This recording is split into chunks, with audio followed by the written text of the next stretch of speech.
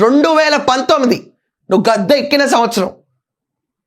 ఈరోజు 2025, ఈరోజు దాకా దిక్కు దొరకట్లేదు ఈ కేసుకి.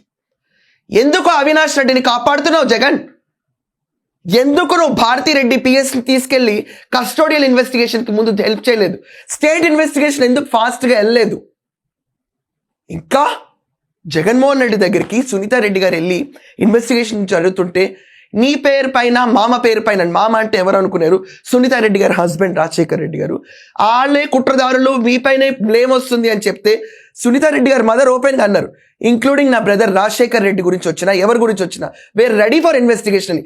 ఆవిడకున్న దమ్ము నీకు లేదేంటి జగన్? రాష్ట్రం అంతటా తెలియట్లేదా ఎవరికి ఎవరు చేయించారో? పేర్లు బయటకు రాక నోరు మూసు కూర్చుంటున్నారు కానీ లిక్కర్ కుంభకోణంలో అంతిమ లబ్ధిదారుడని చాలా శృతిమెత్తగా మాట్లాడుతున్నారు ప్రతి ఒక్కళ్ళు. వివేక హత్య కేసులో ఇంత స్క్రిప్ట్, ఇంత ప్రాపర్ రైటింగ్, ఇంత న్యూస్ ఆర్టికల్ ఇవన్నీ పెట్టుకుని గెలిచి నువ్వు చిన్న న్యాయం కూడా చేయలేవా? ఏమంత గొప్ప అడుగుతాను, ఏమంత గొప్ప? చిన్న ఆయన కంటే ఎక్కువ అయిపోయిందా నీకు ఈరోజు రాష్ట్రంలో? చిన్న ఆయన పేరు వాడుకుని పైకి వచ్చినాడు కాదా నువ్వు? మీ నాన్న పేరు మీ చిన్నాయన పేరు తీసేస్తే నువ్వేంటి జగన్?